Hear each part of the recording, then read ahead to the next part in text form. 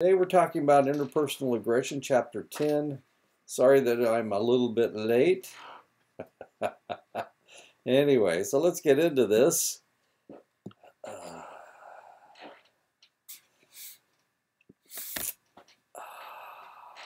1993, the world was shocked when a body of a 2-year-old boy was found brutally beaten to death. Two 10-year-old boys were implicated in the crime by security camera footage. The case of the beating to death of James Bulger confounded police initially because the blows were not characteristically severe enough to indicate an adult. And here are the two boys that did it, these two 10-year-olds. Here's the boy in the brown jacket carrying or walking James Bulger out. There is the boy in the black jacket right in front of them. They beat him to death by a railroad track.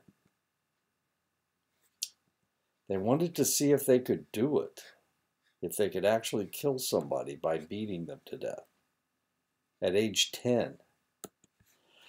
The world celebrated the destruction of the Berlin Wall in 1989. Not 3 years later, with the increase of unemployment from East Germany, 40 hate groups sprung up to protest immigration. In Rostock in 1992, 45 Turkish immigrants were burned to death in the firebombing by German skinheads.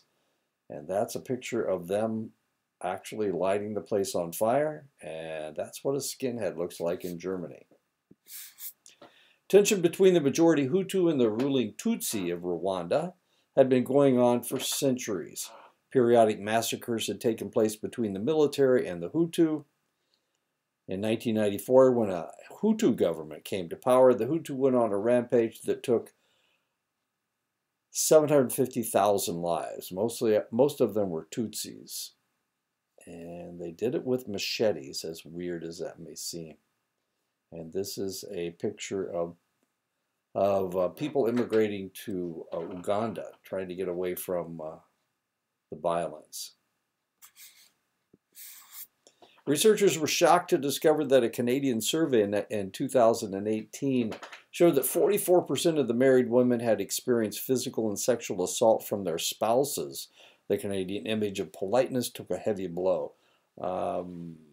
Sexual assault and physical assault in the United States is only around 35% as compared to 44% up in Canada. $2 billion a day is spent on arms and armies in the world. In the last 100 years, 250 wars have been fought worldwide at a cost of 110 million lives. Whereas wars prior to the 20th century tended to be between armies, at least when Europeans were fighting other Europeans. In the 20th century, man learned to make war on entire populations. Aggression is physical or verbal behavior intended to hurt someone. Psychologists identify two types of aggression: hostile aggression and instrumental aggression. Hostile aggression is aggression driven by anger and performed as an end in itself. This type of aggression is also called affective aggression. Instrumental aggression is a means to some other end other than injuring the other individual. A child seizing a toy would be instrumental aggression.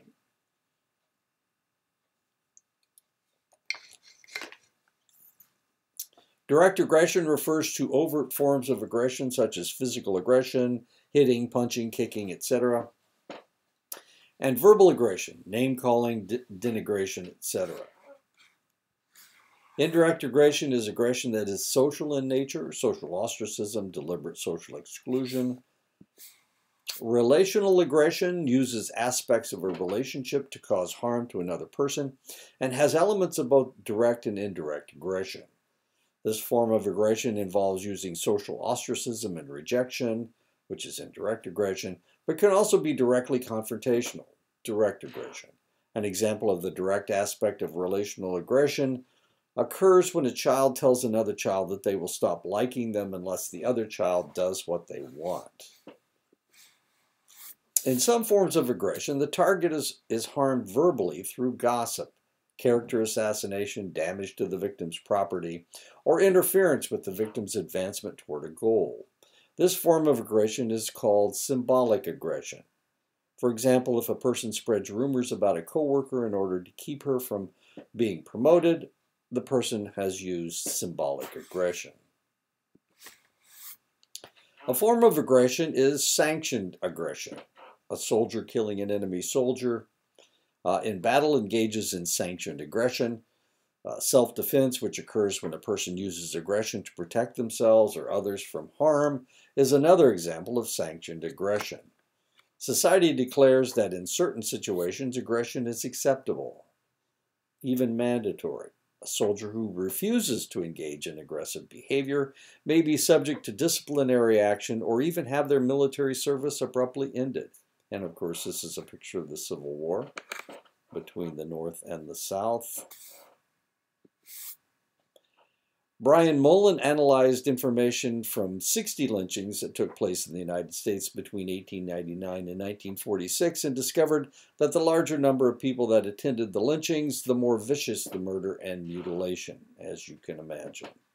And this is would be considered de-individuation, the idea that because there are so many people there, no one will be able to identify you. De-individuation.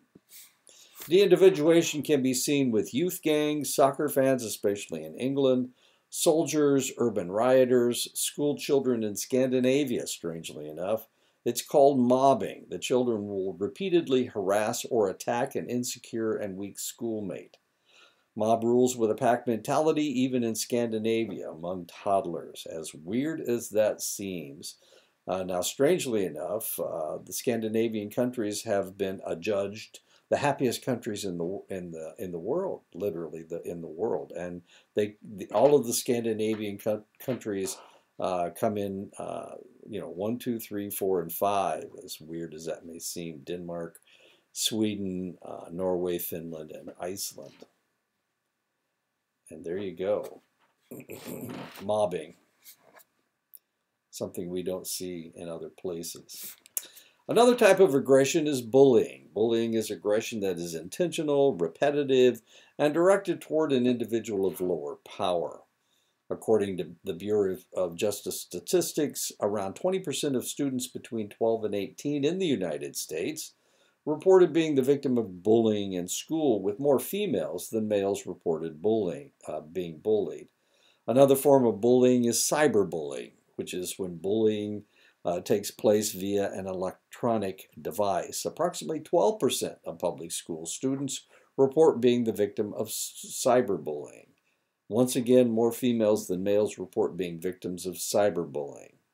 Being the target of bullying or cyberbullying has consistently been associated with higher levels of psychological problems such as depression and stress and suicidal ideation. Females can be aggressive, but males show higher levels of physical aggression. This is true among humans as well as other animals. Males are more aggressive than females, especially for direct aggression, for example, physical aggression. This gender difference was consistent across age and peaked between 20 and 30 years of age. The gender difference was also consistent across cultures. Archer also found that females used more indirect aggression, such as social ostracism, but only during late childhood and adolescence. There are relatively large gender differences in real-life expressions of aggression. Statistics for violent crimes show that males are far more likely to commit violent offenses than females. According to Uniform Crime Statistics compiled by the FBI in 2011, 87.6% of individuals arrested for murder were males. 77.8% of arrestees for aggravated assault were male. In 2020, men committed 77.2% of murders, and women committed only 1.3%. Males and females did not differ on the levels of anger underlying aggression. Males tend to favor aggression, verbal or physical, as a method of conflict resolution. Males are more likely to be the target of physical aggression. Males are more motivated to use aggression for revenge than females. Despite hormonal and other physiological differences between males and females, differences in aggressive tendencies and expression may relate more closely to gender roles than to biology. Both boys and girls are encouraged to engage in gender-typed activities, and activities deemed appropriate for boys are more aggressive than those for girls. Socialization experiences further reinforce the inborn male push toward being more aggressive. A difference in aggression between males and females is that females tend to be more sympathetic and empathic. Carlo and colleagues studied the relationship between sympathy, parental involvement, and aggression. They found that individuals with high levels of sympathy and empathy were less likely to be aggressive. Most murders represent hostile aggression by someone who knows the victim, all too often someone who is or was romantically involved with the victim. Instrumental aggression occurs in murders when the death of the victim furthers the murderers, as in the case of cold, calculated killings of crime syndicates. And of course, this is the queen killing the king, and that is the king's brother. This is probably, what is it, Macbeth? The question that many people have asked over the course of humanity is, are humans instinctually aggressive, or is it society that makes them aggressive? Rousseau felt that society made people aggressive, but Freud in his theory sided with Darwin. Human aggression is the extension of the animal instinct that we cannot control. The instinct theory follows the Freudian and Darwinian concept that man is just as aggressive as any animal due to his instincts. Darwin and later Freud and Lorenz saw aggression as more adaptive than destructive. Just as males and species will be territorial, humans are selectively territorial as well, protecting their food sources and reproductive potential. The neural aspect of aggression can be studied in both human and animals. Mapping the pathway of aggression, researchers have discovered that human aggressive response is very similar to that of the lowest vertebrates. Thus, aggression is as old as the reptilian brain. Research shows that people who perpetrate egregiously horrendous crimes found that prefrontal lobe, which acts to reason control of aggression, is 14% smaller in murderers and 15% smaller in antisocial men. Genetic influences, heredity influences the neural system's sensitivity to aggressive cues. Research with other species shows that aggression can be bred out of a species through selective breeding over several generations. When pedigrees are uncertain or wild species such as wolves are introduced, the outcome can be tragic, as is evidenced by the 4.5 million dog attacks per year. In 2010, there were 34 fatal dog attacks on humans. Most of the 4.5 million victims were children.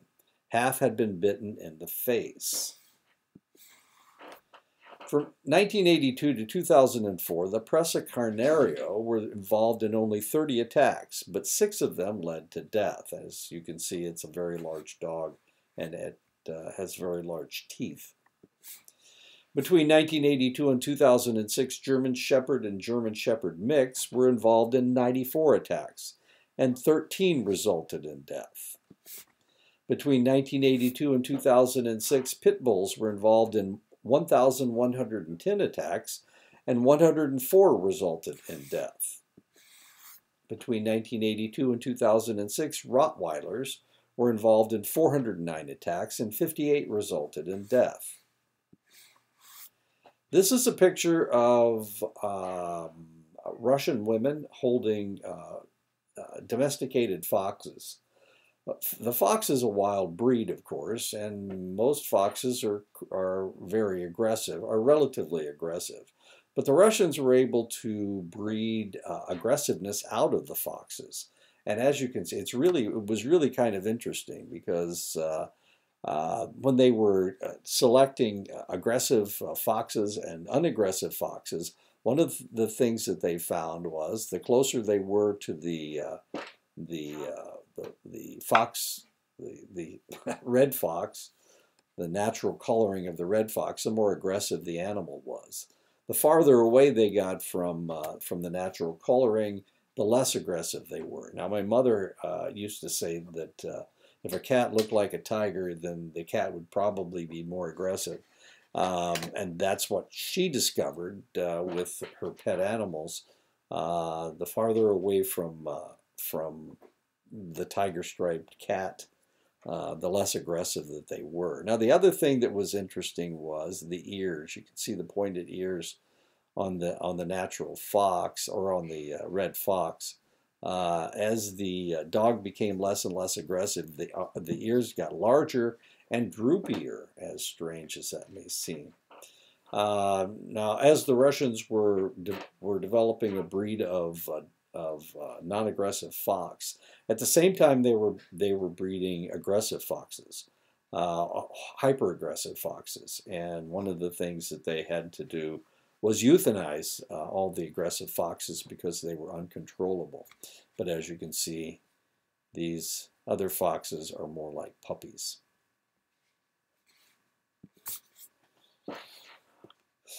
Biochemical influences, blood chemistry will change neural sensitivity. Research and police records indicate that violent people are more likely to drink. Violent people are more likely to become aggressive when they become intoxicated.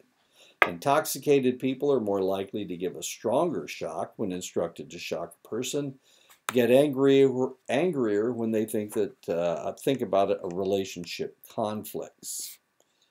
4 in 10 violent crimes are committed by people who have been drinking. Just over half the rapists have been drinking before they commit their offense. 80% of the women in college survey who reported unwanted intercourse had been drinking or taking drugs before the sexual attack.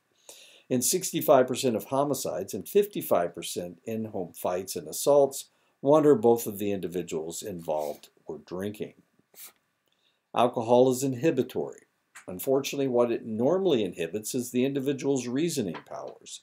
It makes them less self-aware and unable to consider the consequences.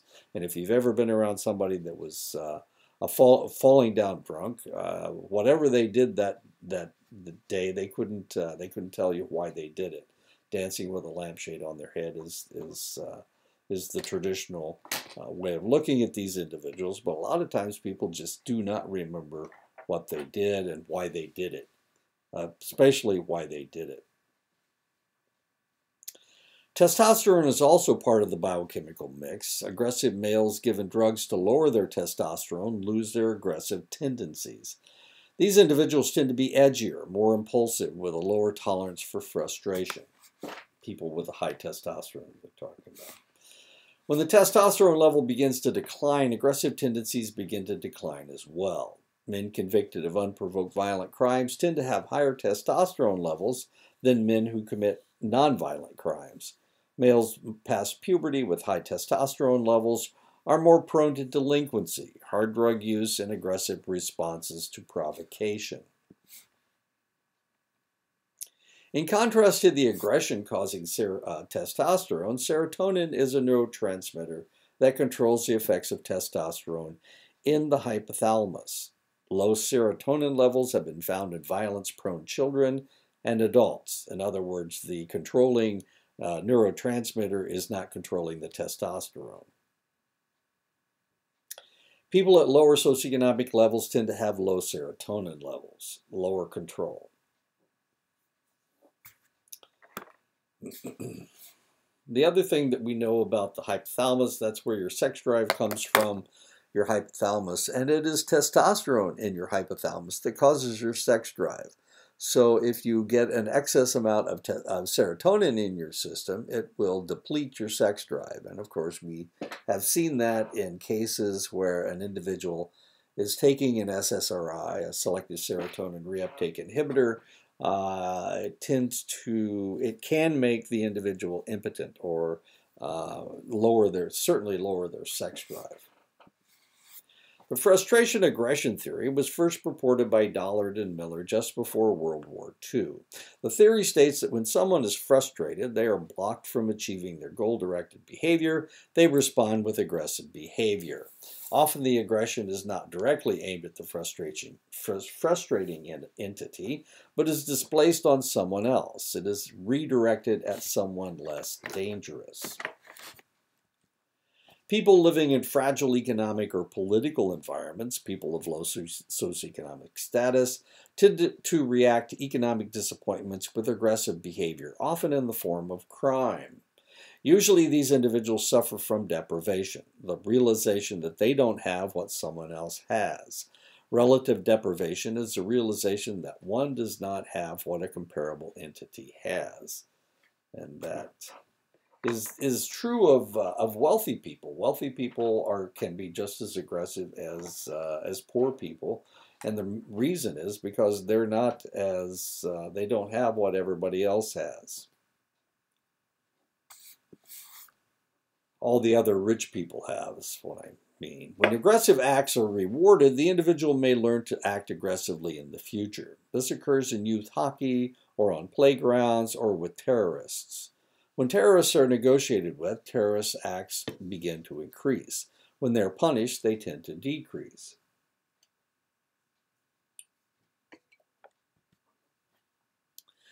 Albert Bandura first proposed his social learning theory back in the early 60s.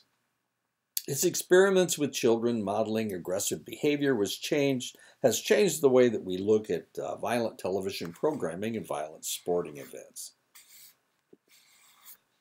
Children of physically punitive parents tend to use aggression when relating to others. Looking at the genealogy of physically punitive families, such behavior can often be traced back to several generations where the paper trail tends to end, but the abusive physical punishment didn't. 30% of abused children become abusive parents. That's 4 times the national rate. Absentee parents also lead to violent behavior. 70% of juveniles in detention have only one parent at home. American children raised without fathers are 7 times more likely to be abused, to drop out of school, to become runaways, to become unmarried teenage parents, and to commit violent crimes. 2-parent families have increased care, more positive discipline, more educational achievement, fewer uprootings, and a higher income. Researchers have discovered that certain types of people have gravitated to areas of the country where they could act out their aggression. Southerners tend to advocate violence and corporal punishment. Murder rates are 4 times that of the average northern city, and spanking is more prevalent in southern cities.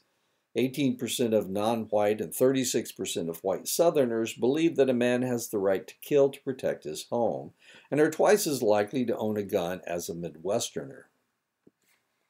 Researchers have discovered that pain induces both humans and other species to strike out at the closest target. Leonard Berkowitz has found that aversive stimulation from pain to irritating conditions, uncomfortable noise or temperature, can trigger hostile aggression. This aversive stimulation can even take the form of dashed expectations and personal insults. Researchers have long speculated that the warmer the temperature, the more aggressively people act. Drivers in Phoenix without air conditioners often react aggressively when stopped in traffic. Pitchers beam more batters during 90-degree weather than in weather below 80 degrees, though their control is comparable in both temperature ranges. Riots in the United States during the 60s and 70s tended to occur in hot weather as compared to cool weather. So we saw the riots of the 1960s, especially in the late 1960s, Cincinnati, Newark, Los Angeles, Detroit. There was riots at the Chicago Convention, Democratic Convention. These all took place in July and August. And these are the Newark riots, July 12, 1967.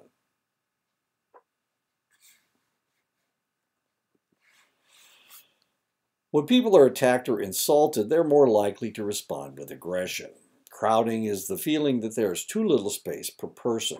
People in densely crowded cities report feeling more fearful than people in less crowded areas. Even when the city has a lower crime rate, people still feel more uncomfortable on the streets.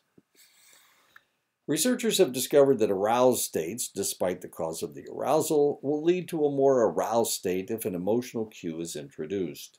Therefore, anger can lead to sexual passion, as can fear. People are more likely to react with extreme emotions after being stimulated with bright lights or loud noises, such as at a rock concert. Role modeling may link parental aggression and child aggression. Whenever parents are physical or verbal, whenever parents use physical or verbal aggression, they are modeling that behavior for their children. This is a special case of observational learning. Children observe their parents behaving aggressively. They also see the aggressive behavior works because ultimately the children are controlled by it. Because the behavior is reinforced, both parents and children are more likely to use aggression again. The message sent to the child is loud and clear. You can get your way by using physical or verbal aggression. Through these processes of learning, children develop aggressive scripts, which organize and direct their aggressive behavior in childhood and in adulthood. Child abuse is associated with high levels of clinically significant aggression in children. Child abuse has also been linked to aggressive behavior later in life, especially among children who also have instinct vulnerabilities, such as cognitive, psychiatric, and neurological impairments. Research shows that being abused or witnessing abuse is strongly related to highly violent behavior patterns. Abused and neglected children are more likely to be arrested for juvenile, 26%, and adult, 28.6%, violent criminal behavior compared to a non-abused, non-neglected control group, 16.8% and 21% arrest rates for juvenile and adult violent crime, respectively. Children who were only neglected had a higher arrest rate for violent crime, 12.5%, than non-neglected children had, 7.9%. Lantos et al. Report that abused children were more likely than non-abused children to commit nonviolent and violent offenses. They also found that this relationship was stronger for males than for females. Exposure to abusive situations desensitizes one to the suffering of others. Not all abused or neglected children show increased levels of aggression. Some factors increase a child's resiliency in the face of child abuse, which moderate the effects of abuse on aggression.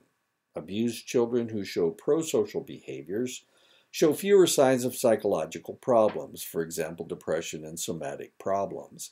They have caregivers with fewer problems, depression and alcohol. A family factor that contributes to aggressive behavior patterns is family disruption, such as an acrimonious divorce. One study investigated family variables such as family income, male employment, and family disruption, defined as a female-headed household with children under the age of 18, and homicide and robbery rates. This was in 1987. The study found that the single best predictor of homicide was family disruption. A similar pattern emerged for robbery committed. Family disruption, strongly related to living under economically deprived conditions, was found to have its greatest effect on juvenile crime as opposed to adult crime. There are cultural differences with respect to the expression of verbal aggression through the use of different invectives. De Rad et al., and De Rad is actually from Holland, found that invectives referring to social relationships, son of a whore, good for nothing, were most common among Spanish participants in the study. So that it's more has to do with your social relationship, that you're a son of a whore or good for nothing.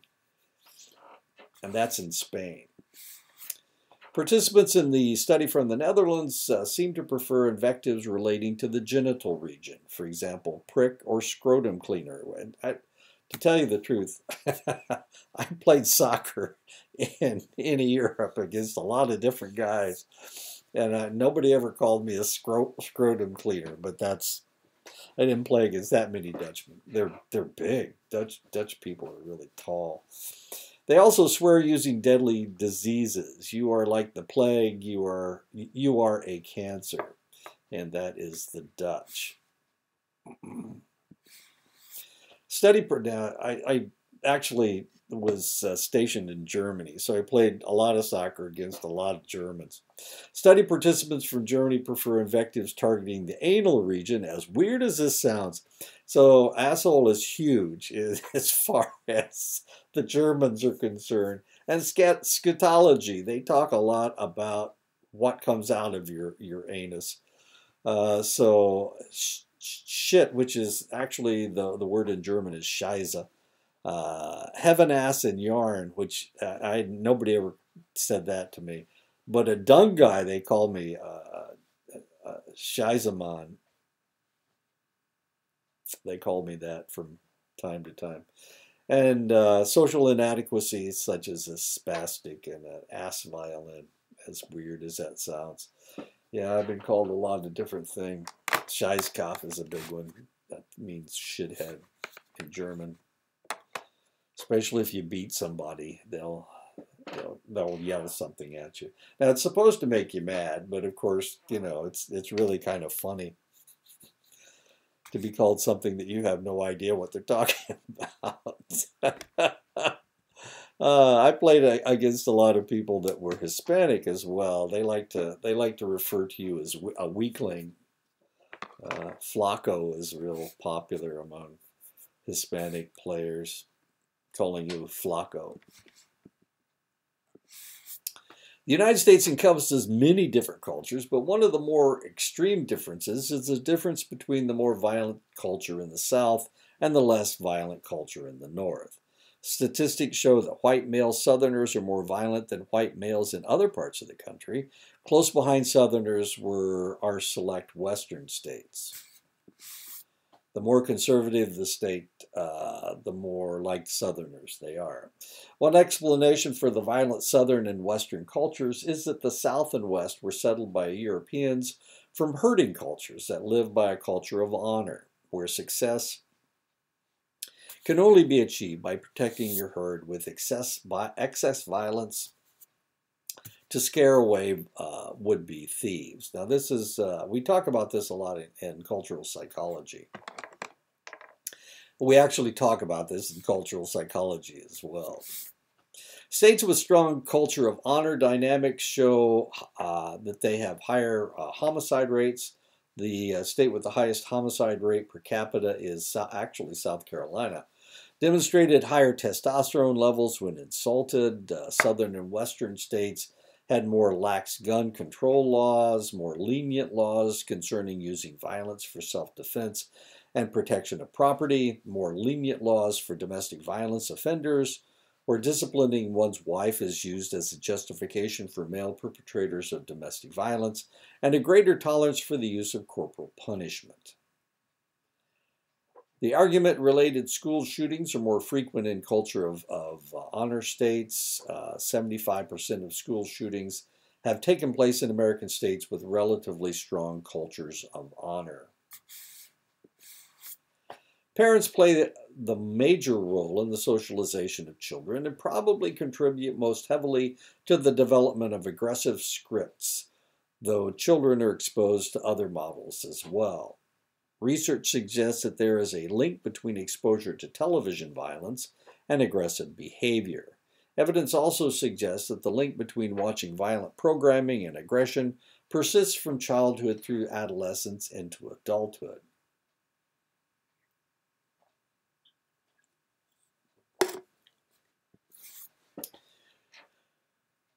Viewing justified televised violence leads to more aggression.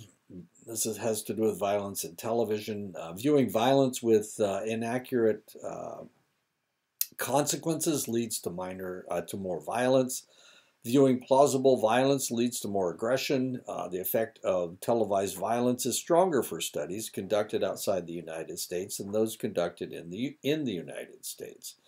The size of the effect of television violence on aggression is small. Hogbin estimates that if violence were eliminated from television, the overall amount of aggression we see in our culture would go down by around 10%, which isn't really that much if you think about it.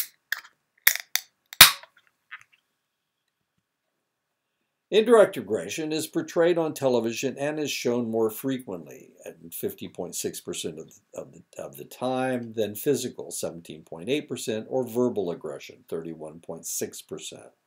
Research also revealed, this was in 2004, of course, it might be different 20 years later. Research also revealed that female characters on television were more likely to engage in indirect aggression than male characters. Research found that girls who were exposed to media portrayals of indirect aggression tended to show high levels of that form of aggression. There is also evidence that viewing relational aggression on television increases this type of aggression among adolescents, and that was only 8 years ago, so there you go. The relationship between violence and the media may not be very strong. Correlational studies report relatively low correlations between watching media violence and aggression, and experimental studies typically show weak effects.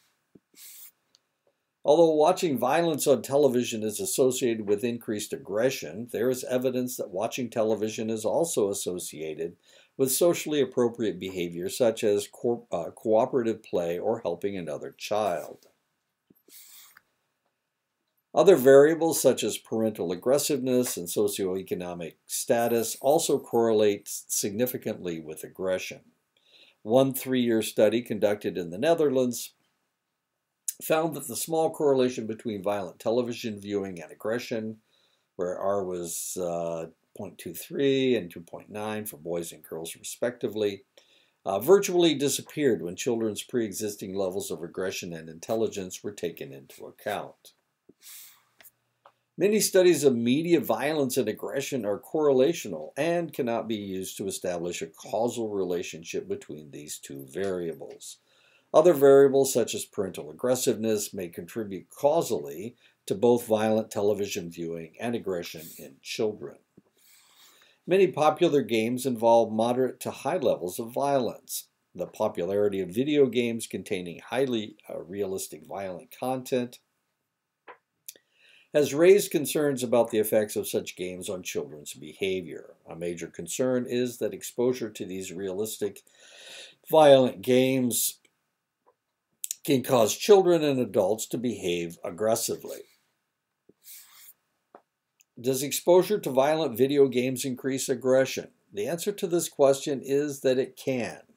Anderson and Bushman conducted a meta-analysis of the literature and concluded that playing violent video games increased aggression among both males and females. This was the case regardless of whether the study reported was experimental or correlational. Playing violent video games increases physiological arousal and aggressive thoughts and emotions. Violent video games were also associated with a short-term decrease in prosocial behavior. Generally, research suggests that there is a link between playing violent video games and aggression, and that link is quite strong. There is evidence that playing violent video games increases aggressive thoughts and reduces feelings of empathy. These two outcomes then operate to increase aggression. Exposure to violent video games also affects attitudes about violence and increases aggressive behavior. The content of violent video games tends to be realistically graphically violent, which may affect attitudes concerning aggression. Playing violent video games also increases aggression-related thoughts and emotions. It appears that playing these games affects the player's attitudes, thoughts, and emotions concerning violence. They become less upset by violence. It becomes more acceptable to them. Like watching violent television programming, playing violent video games desensitizes players to violence. One explanation for the heightened aggressive attitudes of video game players is that the violent games bring forth a hostile expectation bias. This bias suggests that violent game players come to expect that other people will respond to potential conflicts by responding violently.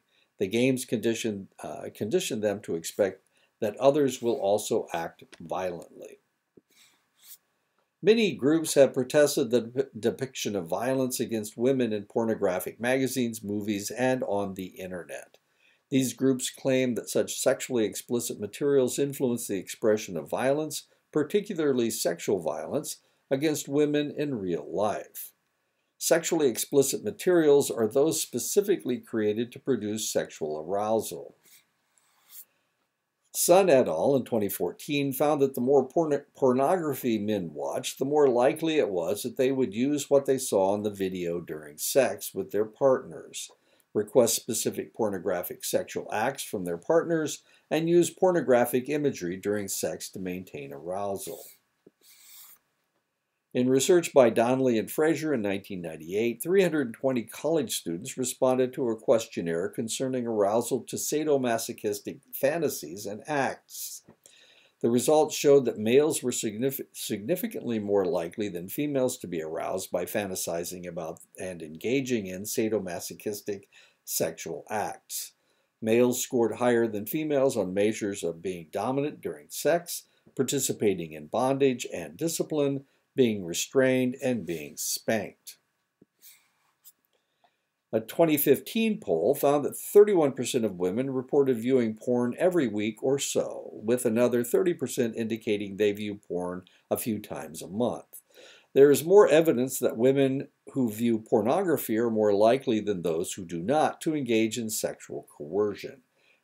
Kern-Smith and Kern-Smith reported that the relationship between viewing pornography and engaging in sexual coercion was relatively strong. And this came out, Billie Eilish was talking about this last year, and it was really kind of interesting. She was saying that it was the pornography that she viewed that gave her attitudes about sexuality.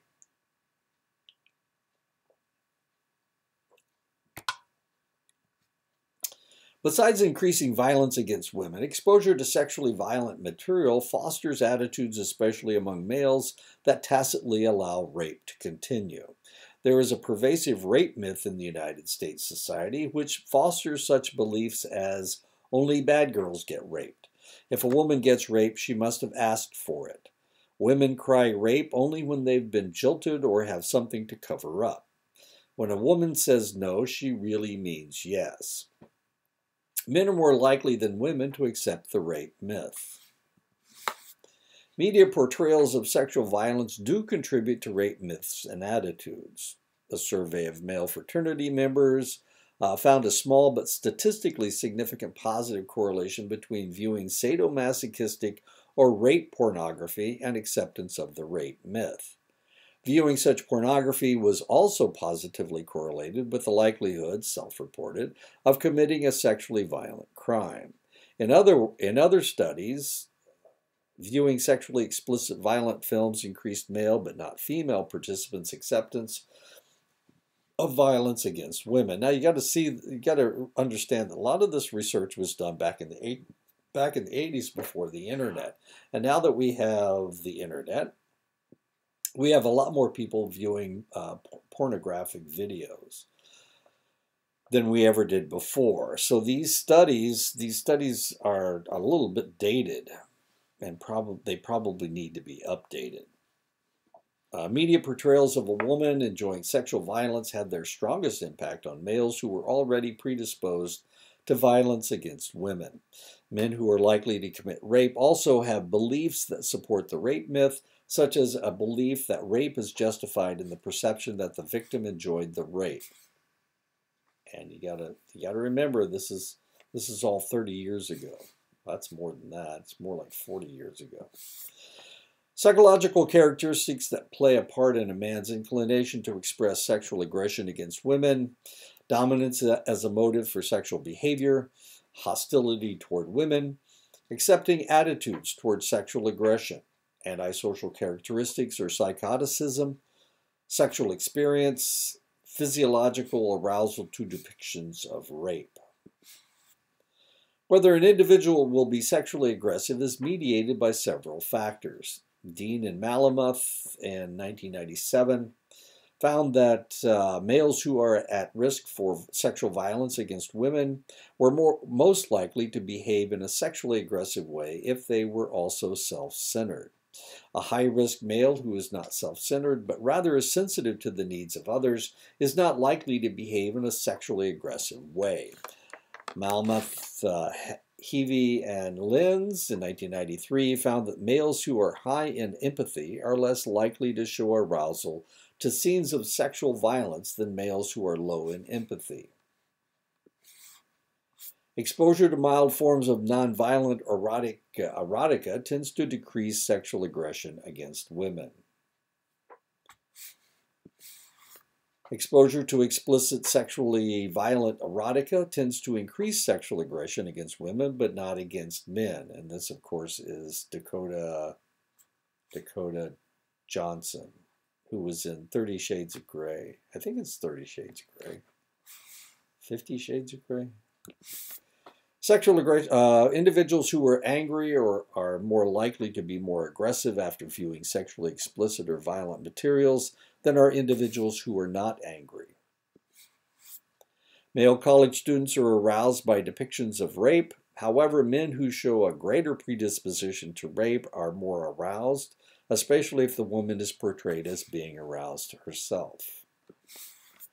Exposure to media portrayals of sexual aggression against women increases acceptance of such acts and contributes to the rape myth. Thus, sexually explicit violent materials contribute to a social climate that tolerates rape. No single psychological characteristic predisposes a man to sexual aggression. Instead, several characteristics interact to increase the likelihood that a man will be sexually aggressive toward women. Antisocial behavior begins early in life and results from poor parenting. The time to target aggression is during early childhood when the socialization process is just underway. Teachers, health workers, and police need to look for signs of abuse and neglect and intervene as soon as possible. Waiting until an aggressive child is older is not the best course of action. Intervention attempts with adolescents produce only temporary reductions in aggression. One way to counter the development of aggression is to give parents guidance with their parenting. Parents who show tendencies toward inept parenting can be identified, perhaps through child welfare agencies or schools, and offered training programs in productive parenting skills. Such training programs have been shown to be effective in reducing non-compliant and aggressive behavior in children. Children whose parents received training in productive parenting skills were also less likely to show aggressive behavior as adolescents. If a child learns to be empathic and altruistic in his or her social interactions, aggression is less likely to occur. To support the development of prosocial behaviors, parents can take 4 specific steps. 1. Set clear rules and explain to children why certain behaviors are unacceptable. 2. Provide children with age-appropriate opportunities to help others, such as setting the table, cooking dinner, and teaching younger siblings. 3. Attribute prosocial behavior to the child's internal characteristics. And 4. Provide children with prosocial role models who demonstrate caring, empathy, helping, and other positive traits. The social information processing view of aggression is a view stating that how a person processes social information mediates aggression. There are 5 important steps involved in instigating aggression according to social information processing view of aggression. These are: 1. We perceive and decode cues from our social environment. 2. We develop expectations of others' behavior based on our attribution of intent. 3. We look for possible responses. 4. We decide which response is most appropriate. And 5. We carry out the chosen response. And this is how we always gauge as to whether somebody is going to be aggressive with us or not. Programs to assess and treat aggressive children have been developed using cognitive intervention techniques. Some programs use behavior management strategies, teaching individuals to effectively manage their social behavior, to establish and enforce rules in a non-confrontational way. Aggressive children and adults can be exposed to positive role models and taught to consider non-aggressive solutions to problems. Interventions in the school can also be effective in reducing aggression. And that is it. So I will talk to you maybe next week. I don't know. I don't know what the schedule says. I'll have to check. So I'll see you guys later.